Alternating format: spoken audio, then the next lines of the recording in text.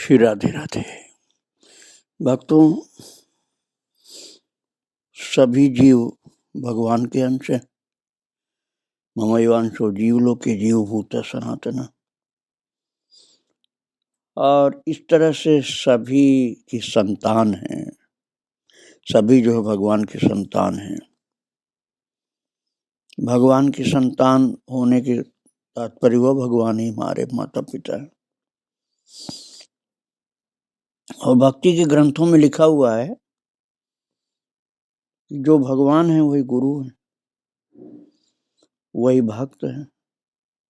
भक्ति भक्त भगवंत गुरु चतुर्नाम वपु एक। चार नाम है भगवान, गुरु, भक्त और भक्ति माता। भक्त भक्ति भगवंत गुरु चतुर्नाम वपु एक। तिनके पद वंदन किए नाशत विघ्न अनेक।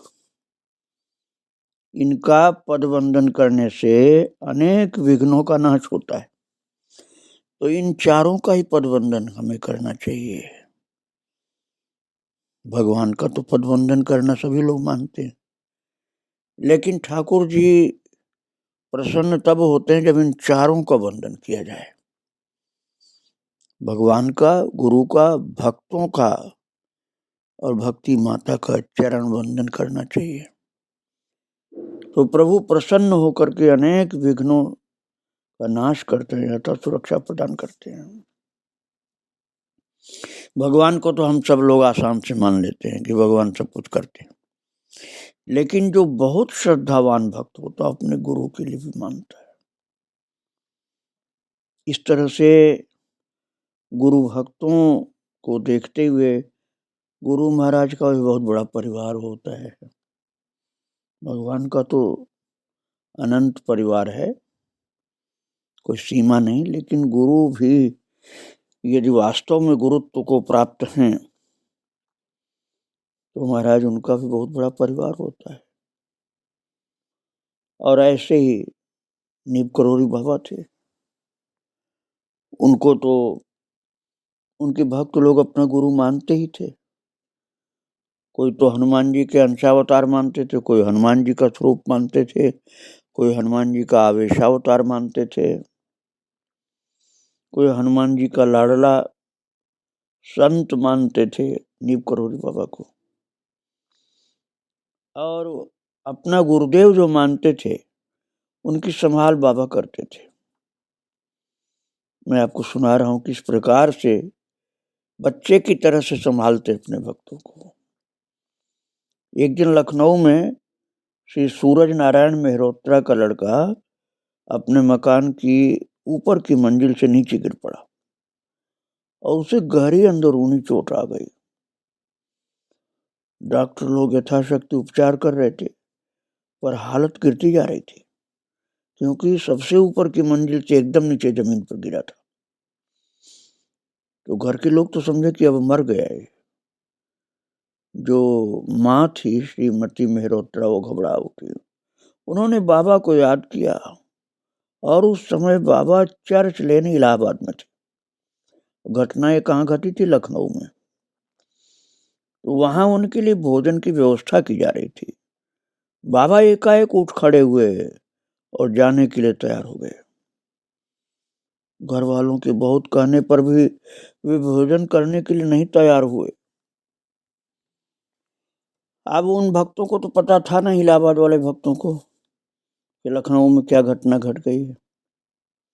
उस समय मोबाइल तो होता नहीं था, और जब तक कोई बताया नहीं तो पता कैसे चले। महाराज बाबा बोले, हमारे लड़के की हालत खराब है, हम खाना नहीं खाएंगे। वे अकेले ही बाहर निकल गए और उसी क्षण लखनऊ में मेहरोत्रा जी के निवास स्थान में पहुंच गए। अब ये तर्क की बुद्धि के बाहर की बात है। तर्क बुद्धि तो कहेगी लॉजिक में ये संभव नहीं, अर्थात गलत बात है। कोई साधन नहीं, उसी क्षण इलाहाबाद में उस घर से बाहर निकलते लखनऊ में कैसे पहुंच सकते हैं?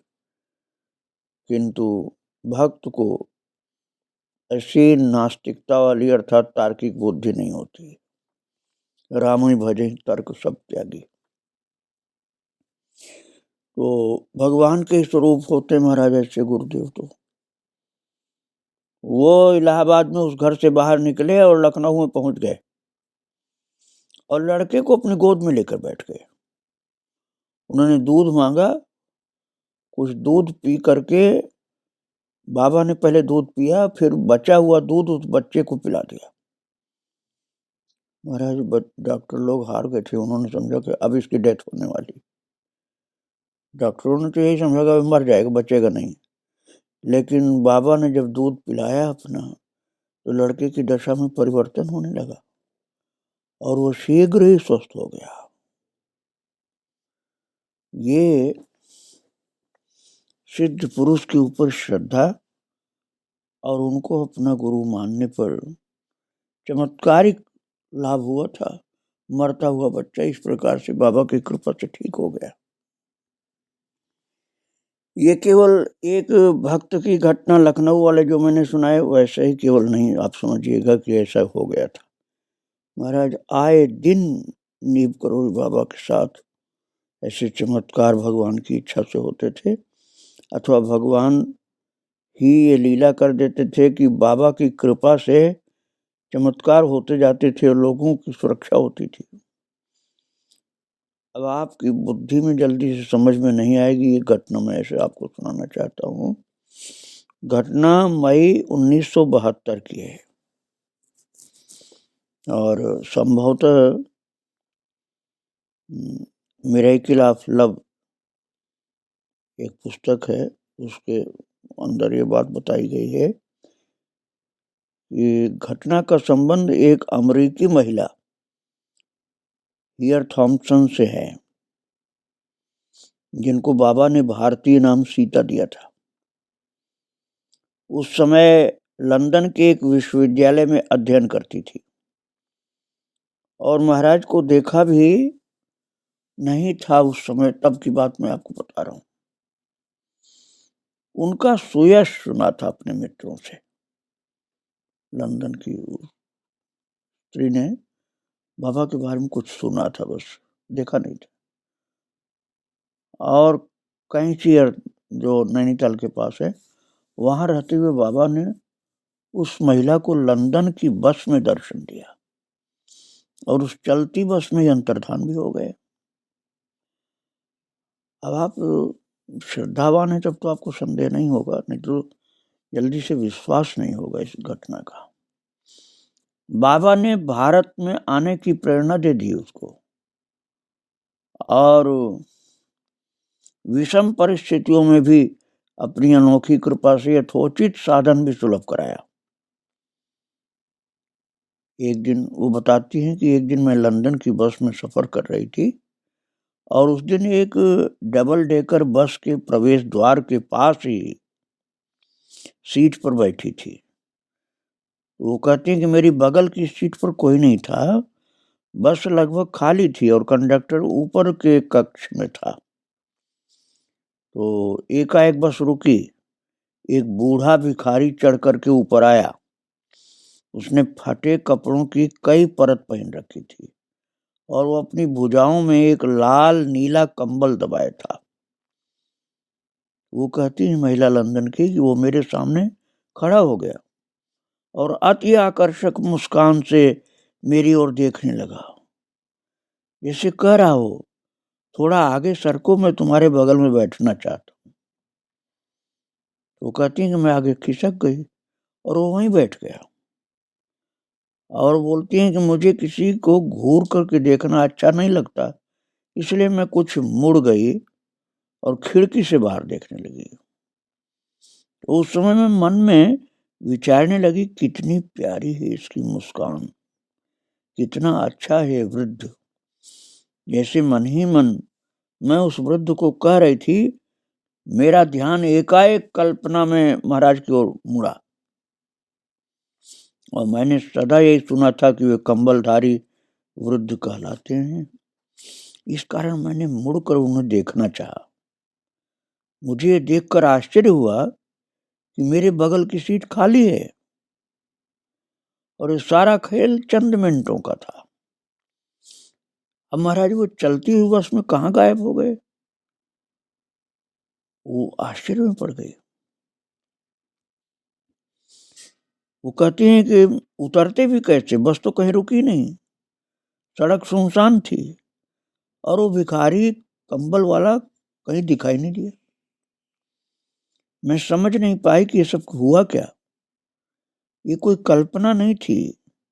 दूसरे दिन मैंने कुछ मित्र जो मेरे पास आए और कहने लगे कि पिछले सवेरे उनके मन में तीव्र भावना जागृत हुई, उस समय जब वो बस में थी,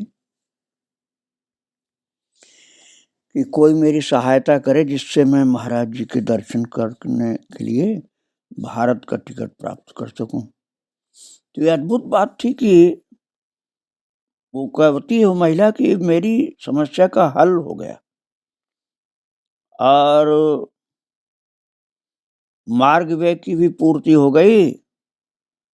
और वो बोलती है कि मेरी जैसी गरीब छात्रा के पास भारत में निर्वाह के लिए धन नहीं था। इसके हल के लिए महाराज को एक चमत्कार और करना पड़ा। इंग्लैंड में प्रत्येक सत्र के उपरांत हर विद्यार्थी अपने घर आने जाने के खर्च का भुगतान यूनिवर्सिटी विश्वविद्यालय से करवा लेता है। तो मैंने भी उसके लिए आवेदन पत्र दिया था। तो मुझे आश्चर्य हुआ कि शिक्षा अधिकारी लोग जो थे, वे जितनी मेरी मांग थी उसकी दुगुनी धनराशि का मुझे चेक दे गए। तो मैंने फोन के द्वारा उनकी गलती बताई कि आपने दुगुना धन दे दिया मुझको। तो उन्होंने अपना खाता देखकर मुझे सूचित किया कि जो धनराशि मुझे दी गई है वो वही है, वो सही है। इससे समझा कि महाराज चाहते हैं कि मैं आकर उनका दर्शन करूं। महाराज वो कहती हैं कि 1 महीने में ही मैं वायु मार्ग से दिल्ली आ गए और महाराज के दर्शन के लिए सीधे कैंची पहुंची नैनीताल।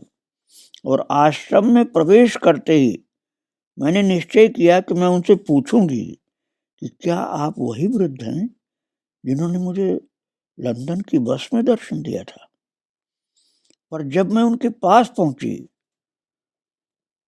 तो मैंने उन्हें वही कंबल ओढ़े देखा जो वृद्ध बस में हाथ में लिए था, और वे वही बस किसी सर्वज्ञतापूर्ण सुंदर मुस्कान से मेरी ओर देखने लगे। इसके बाद मुझे कुछ पूछना शेष नहीं रहा। मैं जान गई कि वही वृद्ध हैं जो मुझे बस में मिले थे। उनकी क्या कृपा दृष्टि थी। उन्होंने हमेशा के लिए मेरे हृदय और आत्मा को आनंदित कर दिया। अब आप विचार करो, क्या कोई अपनी बुद्धि से इन महान सामर्थ्यवान संत के विषय में समझ पाएगा कि जो उस छात्रा के लिए सारा इंतजाम कराए, पैसे भी विश्वविद्यालय से दिलवा दिए, टिकट बन गया और दर्शन करने आ गई, और जब बहुत व्याकुल हो रही थी दर्शन के लिए तो बस में ही दर्शन दे दिया था। ऐसे परम कृपालु नीव करोड़ी बाबा। भक्तों आप ऐसा समझिए जैसे पवन कहीं से कहीं पहुंच जाता है, उसको तो शायद टाइम भी लगे, लेकिन पवन पुत्र को समय नहीं लगता। पवन पुत्र अर्थात श्री हनुमान जी 1 सेकंड में कहीं से कहीं भी पहुंच जाते हैं, क्योंकि अष्ट सिद्धि नवनिधि की दाता असवर दीन जानकी माता। आपको एक घटना मैं सुना रहा हूं, उससे आपको पूर्ण विश्वास होगा कि बाबा के अंदर क्या अद्भुत शक्ति थी। महाराज जी का मौज समझिए, कहीं भी भक्तों की श्रद्धा देख करके इस तरह से प्रकट हो जाते थे और लोग चकित हो जाते थे।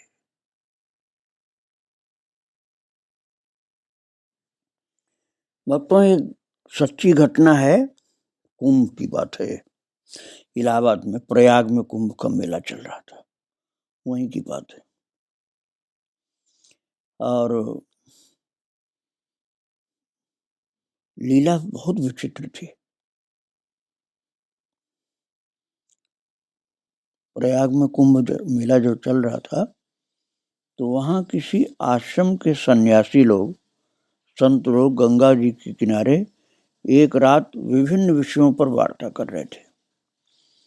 और इस प्रकार बाबा नीब करोड़ी पर भी चर्चा चालू हुई। तो एक साधु ने कहा कि बाबा की गति सर्वत्र है, उनमें ऐसी शक्ति है कि वे कहीं भी बुलाते ही प्रकट हो जाते हैं। तो इसमें बड़ा वाद विवाद चालू हुआ कि नहीं, ऐसा नहीं हो सकता। कोई कहता था नहीं, उनके अंदर ऐसी शक्ति है, वो सब कर सकते हैं।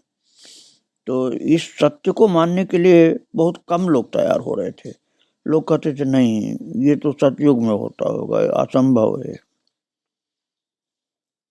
कई तो ये कहते थे कि जिसने शरीर धारण किया है उसे एक स्थान से दूसरे स्थान में पहुंचने के लिए समय चाहिए, साधन चाहिए, ऐसे कोई कैसे पहुंच जाएगा। इस विवाद को व्यर्थ बताते हुए एक साधु ने कहा कि यदि बाबा पुकार पर उपस्थित हो जाते हैं, ये बात सत्य है या झूठ, इसको जानना चाहते हो तो चलो उनको पुकारो। तो महाराज एक साधु ने बाहर खड़े होकर जोर से बाबा नीम करोड़ी को पुकारा, बाबा आप कृपा करके ये सत्य उद्घाटित कर दीजिए। जब वो कई बार आवाज लगाया तो साधु को देखकर आश्चर्य हुआ कि बाबा उसके पास ही खड़े हुए किसी व्यक्ति से बात कर रहे हैं।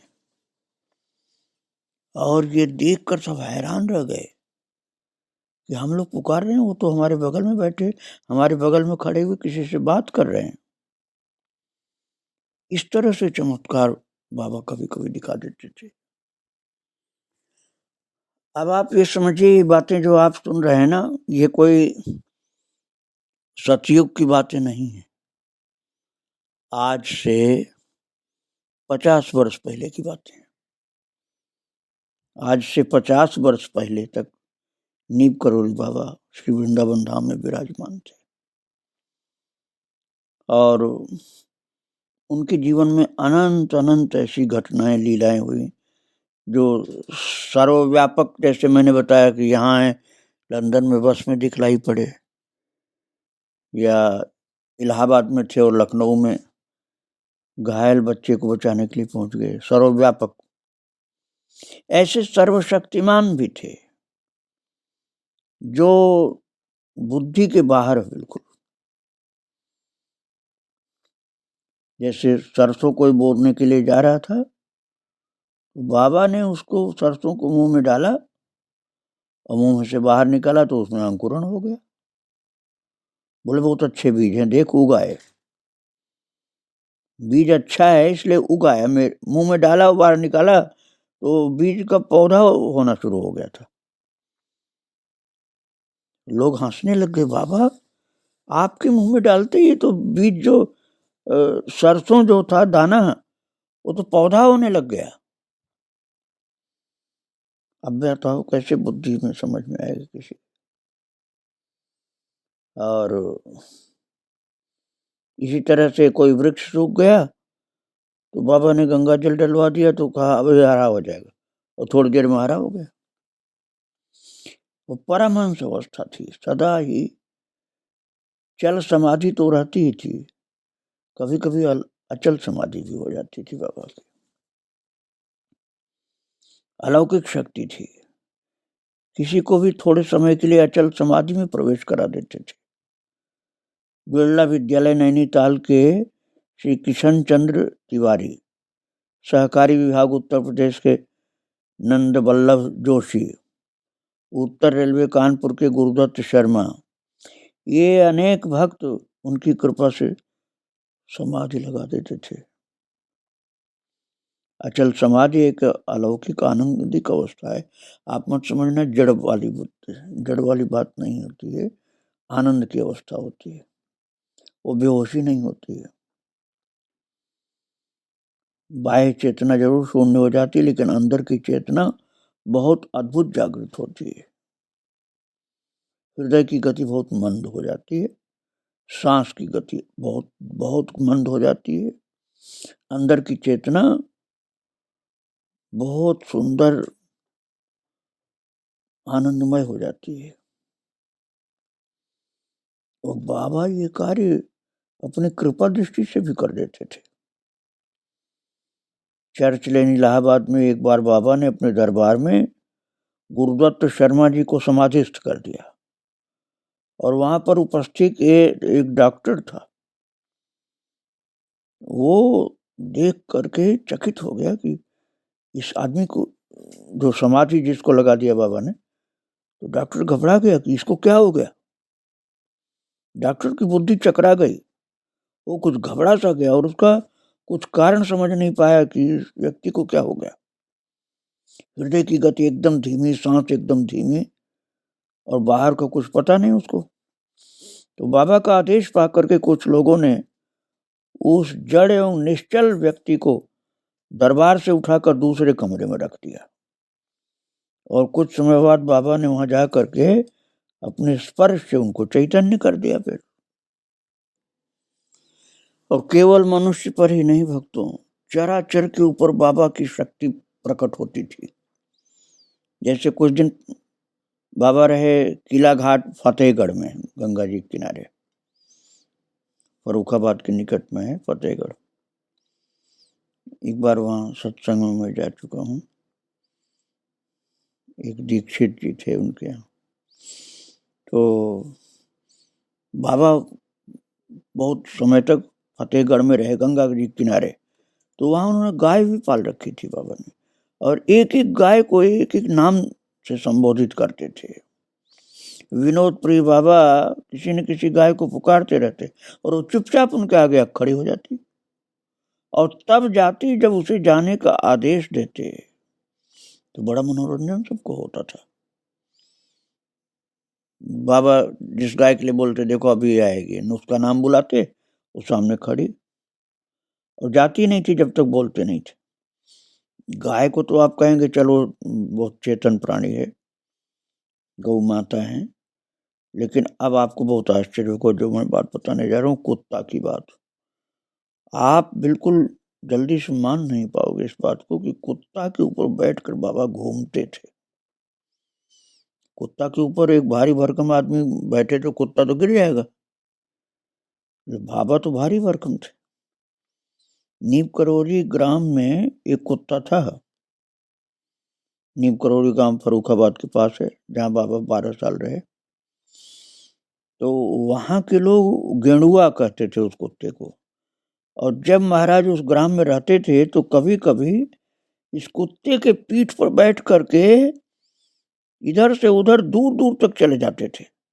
और कुत्ता मनुष्य का बोझ तो वहन नहीं कर सकता है, वो तो भाग जाएगा, एक बच्चा भी बैठे तो गिरा के भाग जाएगा।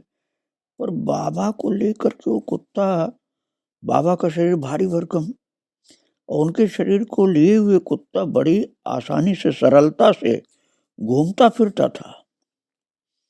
बाबा अपने भार को स्वेच्छा से घटा से बढ़ा सकते थे, इसलिए कुत्ते को कोई परेशानी नहीं होती थी। देखने वाला चकित हो जाता था, लेकिन बाबा जैसे कपड़ा कुत्ते के ऊपर डाल दो तो क्या वजन होगा, ऐसे कर लेते थे। उस जीव के ऊपर कृपा करनी होगी बाबा को, इसलिए बाबा ने ऐसा किया था। और महाराज बाबा की लीलाएं तो बहुत अद्भुत थी, अद्भुत। भक्तों, भक्ति की साधना अर्थात प्रेम का मार्ग, यह ऐसा मार्ग है कि भक्त अपने भगवान का ही रूप धारण कर लेता है। और ये लीला ठाकुर जी की रहती है। कैंची में बाबा जब रहते थे, कैंची अर्थात नैनीताल समझिए आप, तो नैनीताल के पास में है कैंची। तो एक दिन पंडित शंकर प्रसाद जी व्यास बनारस के जो थे, उनको शाम के समय बाबा के साथ टहलने का सौभाग्य प्राप्त हुआ। जिसके ऊपर कृपा करते थे बाबा उसको ऐसा सौभाग्य देते थे। तो आश्रम के सामने की सड़क पर बाबा व्यास जी के कंधे पर हाथ रखकर चल रहे थे। वे अपने विचारों में मग्न दिखाई दिए। इस कारण व्यास जी भी मौन रहे। एकाएक व्यास जी के मन में विचार आया कि लोग बाबा को हनुमान जी का अवतार बताते हैं, और इस बात पर विश्वास कैसे किया जाए। महाराज ऐसा सोचते ही अपने कंधे पर रखा हुआ बाबा का हाथ उन्हें कुछ भारी प्रतीत होने लगा, और धीरे धीरे उसका भार इतना बढ़ता गया कि उनका कंधा जवाब देने लगा कि ये हाथ में नहीं तो उठा पाऊंगा। हाथ सहज रूप से कंधे पर पड़ा था, बाबा दबा नहीं रहे थे, हल्के से रखे थे, पर उसका आकार यथावत था। फिर भी भीतर ही भीतर व्यास जी परेशान हो गए। अब सहन नहीं हो रहा था उनसे हाथ का वजन, और प्रेम से रखे हुए उस महान विभूति के हाथ को हटाने में भी संकोच हो रहा था कि बाबा का हाथ में कैसे हटा दूं। लेकिन ऐसी व्यवस्था में मन ही मन बाबा से प्रार्थना करने लगे कि मेरी धृष्टता माफ कर दीजिए। मैं संदेह कर रहा था कि आप हनुमान जी के अवतार नहीं हो सकते हैं। आप मेरी उस धृष्टता को, ढिठाई को माफ कर दीजिए। और ज्यों ही ऐसा मन में सोचे तुरंत हाथ हल्का हो गया बिल्कुल, नहीं तो लग रहा था कंधा टूट जाएगा बिल्कुल। तब उनकी पक्की धारणा हो गई कि बाबा निश्चित हनुमान जी के अवतार हैं। ये दिखला दिया चमत्कार करके इन्होंने। भक्तों, एक दिन तो पंडित शंकर प्रसाद व्यास जी ने बाबा से कहा कि बाबा, मैं हनुमान जी की कथा तो बहुत सुना चुका हूँ, पर मुझे अभी तक हनुमान जी के वो प्रत्यक्ष दर्शन जो होते हैं वो नहीं हुए हैं। कई लोग ऐसे बोलते हैं भक्तों, क्योंकि भगवान के दर्शन नहीं हुए, प्रत्यक्ष नहीं हुए, ध्यान में हुए, सपने में हुए, लेकिन प्रत्यक्ष नहीं हुआ। अरे प्रत्यक्ष दर्शन का हठ नहीं करना चाहिए। भगवान को पता रहता है कि हम उसके लायक नहीं, या शक्ति नहीं, हम धारण नहीं कर पाएंगे। तो बाबा के मुंह से निकला, उनके दर्शन बर्दाश्त कर पाएगा? पंडित शंकर प्रसाद व्यास जी कह रहे थे, मुझे हनुमान जी का दर्शन नहीं कभी मिला प्रत्यक्ष। बाबा बोले, प्रत्यक्ष दर्शन कर पाएगा बर्दाश्त तू? इतना कह के महाराज मौन हो गए, और थोड़ा चुप हो रहे। वो भी महाराज, रात को एकाएक नींद खुली, अर्धरात्रि का समय होगा। लघु शंका के लिए बाहर कमरे का दरवाजा खोल के बाहर गए, और आंखों के आगे एक तेजोमय कनक भूधराकार शरीर की आकृति उपस्थित हो गई, और उस दृश्य को देख करके भयभीत हो गए, और दरवाजा बंद किया और बिस्तर पर जाकर के गिरे धड़ाम से। इसके बाद कमरे में बाबा का प्रवेश हुआ। बाबा हाथ फेरते हुए बोले, तबीयत ठीक है? स्वस्थ जब हुए तो बाबा के चरणों में पड़ गए। बाबा, आप सही कह रहे थे, दर्शन बर्दाश्त नहीं हो सकता है। इस प्रकार से बाबा साधक के पात्रता के अनुसार अपनी सर्वशक्तिमत्ता प्रकट करके दिखा देते थे। अनंत उनका प्रभाव है, लीलाएं अनंत हैं। आपको आगे फिर मैं सुनाऊंगा। आज यहीं प्रणाम करके विराम दे रहा हूँ। श्री राधे राधे, जय श्री राधे राधे।